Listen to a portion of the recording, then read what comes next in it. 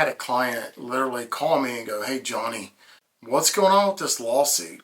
And I was like, "Well, let me tell you, my former broker is the Texas Real Estate Commissioner." So that was my first call I made. I was like, "Hey, what does this actually mean? What are we going to do?" It was like, "Hey, man," I said, "You used to tell me all the time this was the Texas Real Estate Commission, but it really should have stood for Texas Real Estate Consumer Protection Agency." I was like, "Oh, that's interesting.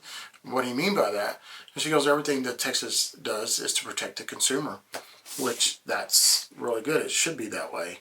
In the process, she was like, "Texas has already been doing all these things proper for years."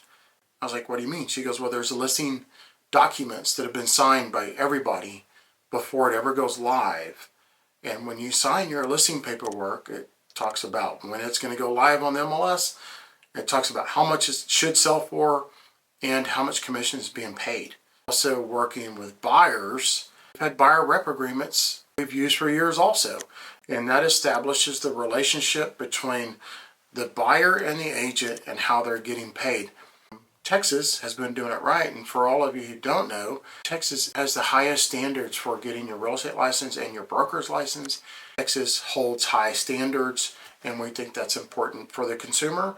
We think that's important for the buyer, the seller, and the agents involved in the process.